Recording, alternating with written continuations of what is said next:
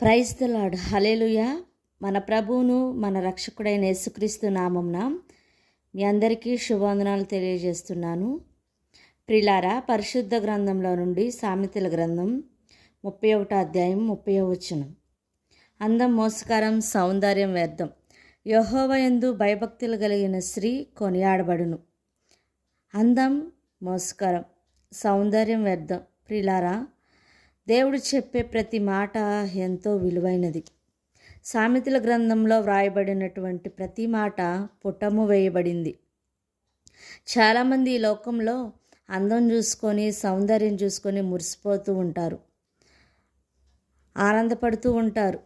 నేను ఎంతో అందంగా ఉన్నాను, నా ముఖం బాగుంది, నా శరీరం కూడా బాగుందని సంతోషపడుతూ ఉంటారు. అందం మోసం, సౌందర్యం కూడా వ్యర్థమే. చిన్న ఉపమానం చెప్పాలని ఆశపడుతున్నాను. 1963 సంవత్సరంలో ప్రపంచపు అందగత్తె అని పేరు పొందినటువంటి ఒక స్త్రీ ఉంది. ఆమె పేరు మెర్లిన్ మోన్రాయ్.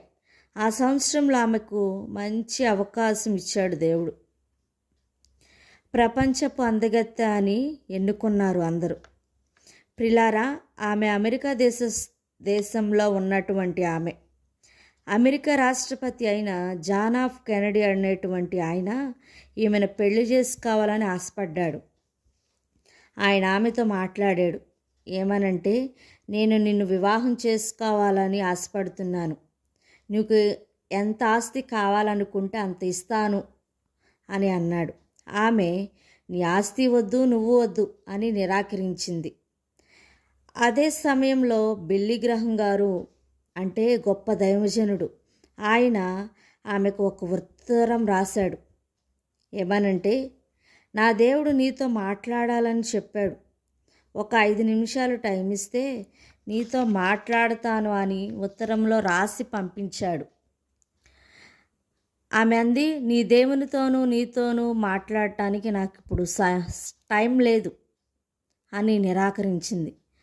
ప్రియమైన దేవుని బిడ్డలారా, హడావుడి ఎక్కువైపోయింది. ప్రపంచంలో ఉన్న వారంతా ఆమెను చూడడానికి అమెరికాలో పోటీపడేవారు. ప్రిలారా, తెలియని రీతిగా 1963 సంవత్సరంలోనే ఆగస్టు 4వ తారీఖున అర్ధరాత్రి ఆమె చనిపోయింది. ఆమె చనిపోతే ఇదంతా కూడా అమెరికా రాష్ట్రపతి మీదకు వచ్చింది. ఆయన పెళ్లి చేసుకోవాలనుకున్నాడు కదా, జాన్ ఎఫ్ కెనడీ ఏదో చేయించాడని అందరూ అనుకున్నారు. కానీ ఆమెను పోస్ట్ మార్టం చేస్తే మొత్తు బిళ్ళలు పొట్ట నిండా ఉన్నాయి. ప్రియమైన వారలారా, ఏంటంటే ఆత్మహత్య చేసుకుంది.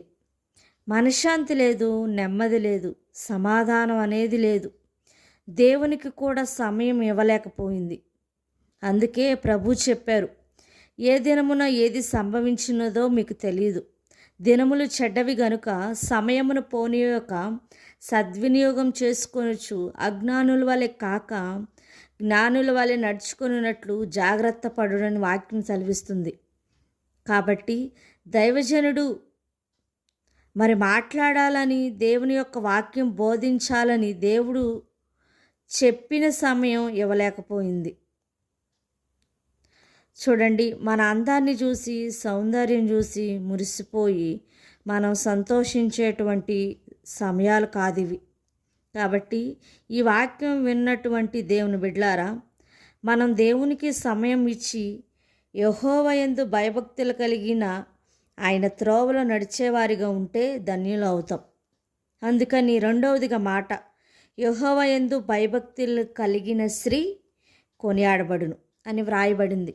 కాబట్టి ఎవరైతే, ఏ స్త్రీ అయితే భయభక్తులు కలిగి దేవుని కొరకు జీవిస్తారో వారికి విలువలు దేవుడు అనుగ్రహిస్తాడు.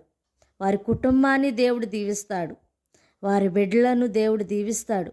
అట్టి గొప్ప కృప దేవుడు మనందరికీ అనుగ్రహించునుగాక. ఆమేన్.